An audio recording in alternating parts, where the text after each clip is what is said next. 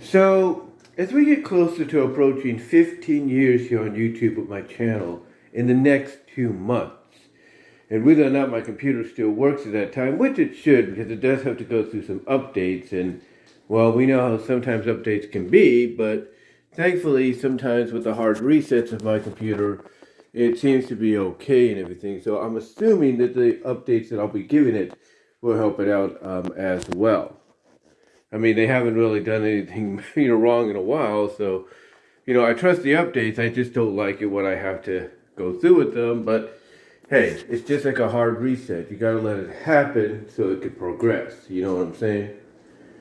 And also pray over it too, so that that way nothing goes wrong and everything.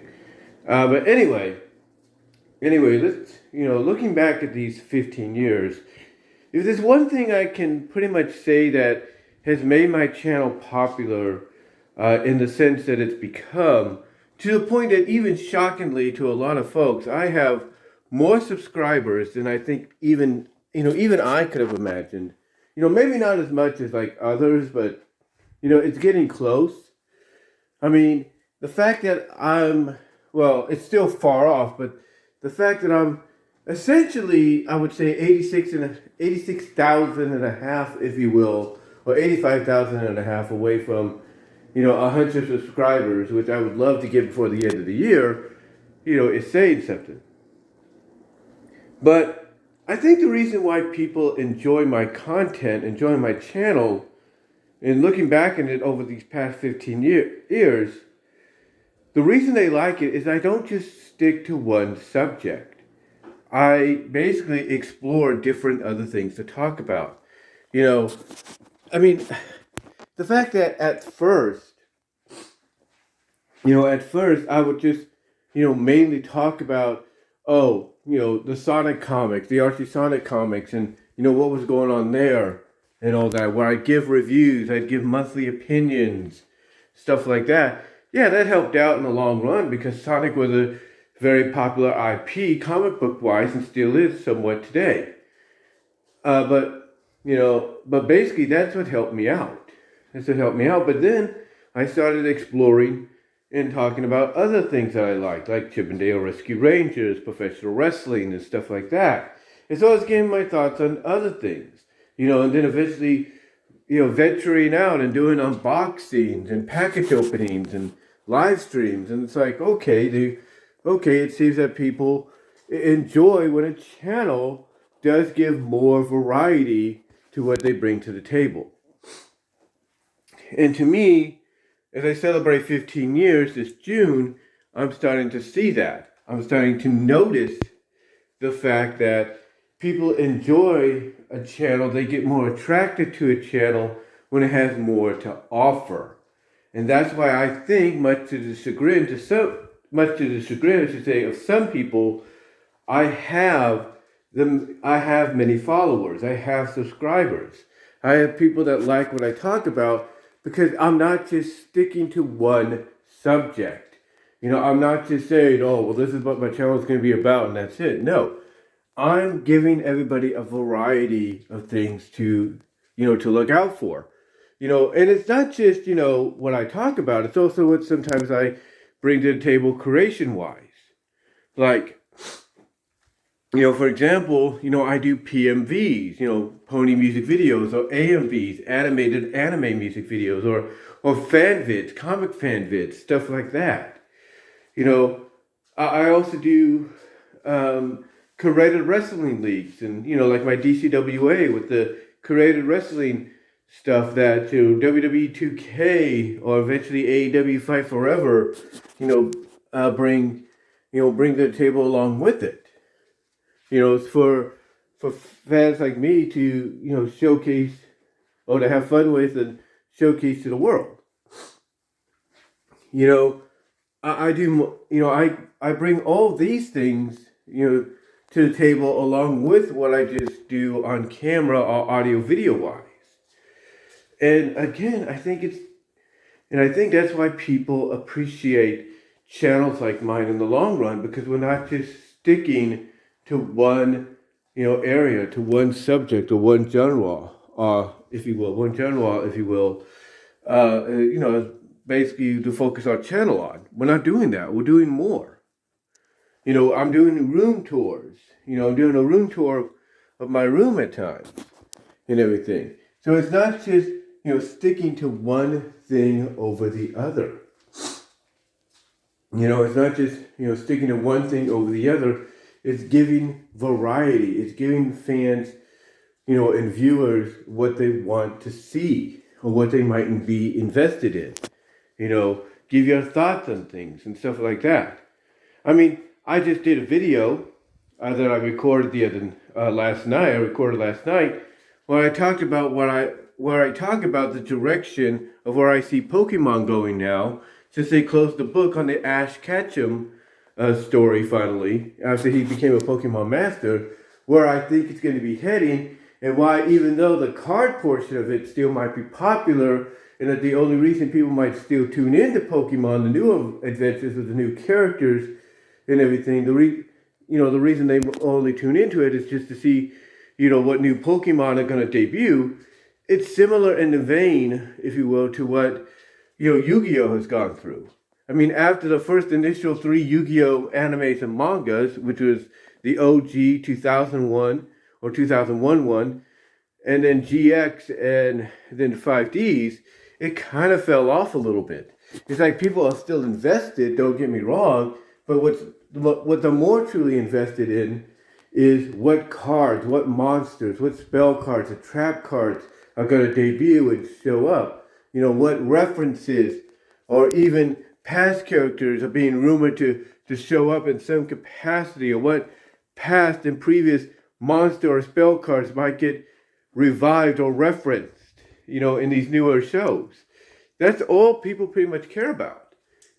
And the only reason that they'll become invested and interested in these new animes and mangas because of that.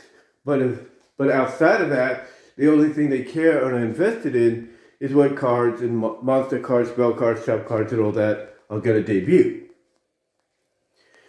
And in my video, I said in my own opinion that I believe that's the direction Pokemon might now go in. That the card game will be successful still, sale-wise, and game-wise. But as far as like the anime and the manga, well, you could kiss that popularity probably goodbye unless they do something that's going to keep people invested and interested. So yeah, I gave my thoughts on that and everything. Heck, I give my thoughts as a wrestling fan being on the outside looking in, because I don't watch wrestling, as weekly as I used to. Not only because I'm working, but because basically it's like, I'd rather see what other people are talking about, so that way I can take an opportunity to maybe tune in if it's something that might pique my interest, like I did, a couple of times. Like with Raw's 30th anniversary, I tuned into that because they said that was pretty good. So it's Monday Night Raw celebrating 30 years, so why not? But I still tuned in to see, what all the fuss was to go along with it, and it turned out to be as good as people said it was. The thing that I'm getting at, basically, looking back at these past 15 years, is that the more you bring to the table, variety-wise, the more you bring to the table, go outside the norm, go outside your box, if you will, the more you do, the more people will be attracted to your channel. The more people will want to see what else you have to talk about if you basically give them a variety of, I guess you could say, interest, that they can, sink their teeth into. And that's why I believe, as I mentioned, why, even though it's not at the subscription level as, let's say, a Clownfish TV or Cinemassacre or Channel Awesome or whatever, or the Top of the Fourth Wall, this is why I believe, my subscriber count goes up at times, even if I'm monetizing or not. It's because people are invested in what I bring to the table from a variety standpoint. Because the thing is, I don't just settle on one thing. I really don't. I mean, I'll say this with all love, with all love and respect to my mom, if she knew anything about YouTube, and believe it or not, she does have a channel, she just doesn't use it. She doesn't use it or anything because, YouTube's not her thing. And she's not that kind of person that wants to have a voice, out there at times or even be on camera. But if she knew, I can tell you this, if she knew, what YouTube could do from a monetization standpoint and everything, there is no doubt that she would try, if not she would have already done long ago, to create a channel where she would, read from, basically try to read from the Bible, kind of do some preaching, or if there weren't no issues with copyright and everything when it comes to song covers and everything, she would, go on camera and maybe play her guitar and sing some songs and stuff, because those are things she would like to do and share with the world. And if she does that, or if she would have done that, and let's say she got to the point that she can monetize, she'd be making some money. She would be making some money and everything based on what she enjoys. But here's the thing. Would she get enough subscribers just based on that alone? Like the preaching and the singing, song covering, singing, I should say. Yeah, she'd probably get enough. It would probably take her, years to make that happen, like with me. But still, when she gets to that point, she would see the benefit of, people do like, when other folks like me, older folks like me, do this kind of stuff. But the reason it would take her time, maybe, and I say it with all love and respect, maybe longer than me, is because of the fact that she's only sticking to one or two things. Now, if she goes two ways, or was to have gone two ways, yeah, she probably would have gotten there quicker because she's given a variety, even if it's just two different things she's invested in. But if she would just stick to one over the other, yeah, she might get attention, it might grow the channel fast, but then again, it may not, and it takes time. Because not a lot of people are interested in a channel that focuses on one thing. And I say that with all due respect to everybody here on YouTube and Daily Motion and all the other video uploading sites that do just that. But the difference, though, with them is they give a variety of stuff. They talk about a variety of things that are under that same genre that they focus the channel primarily on. And this is why also I've noticed others decide to create new channels in their place, like I've done, to try to get more attention on other things they might be invested in, while not, basically trying to take away attention on what they primarily do with their main channel. So yeah, I think honestly, this is why people have, as I put it, been more invested in my channel in these past 15 years. Maybe not as much subscription-wise as, like I said, the ones I do follow, like Cinema Massacre, Channel Awesome, at the Top of the Fourth Wall and such. But, I think the reason I've garnered so much, in quite some time, well, I've gotten to the point that now, whenever I do get the chance to remonetize, my channel, make some money off it, and I do, it's because I bring a variety to the table. I bring a variety, of stuff to the table for people to enjoy. Gameplay, from video games, unboxing, PO box, package openings, stuff like that. Fan vids, PMVs, AMVs, you name it. Discussion videos and stuff, live stream. I run the gambit basically. And I think that's why people enjoy the channel. And I appreciate those in response that have subscribed to this channel since the beginning. I mean, honestly, if it wasn't for whatever happened in 2008, then the channel that came before this one would have been the primary channel, and it probably would have been more bigger than what we have now. But who's to say? Who's to say? But what I'm getting at is I've noticed in these 15 years that when you have a channel, that one of the best ways to get attention is to primarily focus on a variety of things to give them. And sometimes people, like I've said, will wait.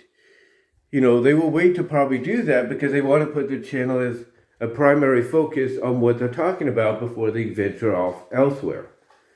And when they do, people will start seeing, oh, well, these people like more things than just doing, just talking about video games or comic books and stuff like that. And, they appreciate that because now you're showing them more of a side of yourself that, they didn't think was there. But honestly though, I'm just the kind of person that, I kind of started out that way a little bit, but over time I'm like, I need to show more of what I can do. And, lo and behold, people appreciate what I'm doing. And I'm really thankful and blessed that you guys out there appreciate what I do. But yeah, looking back in it, celebrating 15 years, this June, I think the reason I've gotten, why people enjoy my channel is I bring a variety to the table. I don't just focus on one genre, I focus on a variety. And I think that's why people have subscribed to my channel. But let me know what your thoughts are, guys. Again, thank you for the support. Or as we continue counting down or talking about 15 years on this channel. And until next time, guys, I am out.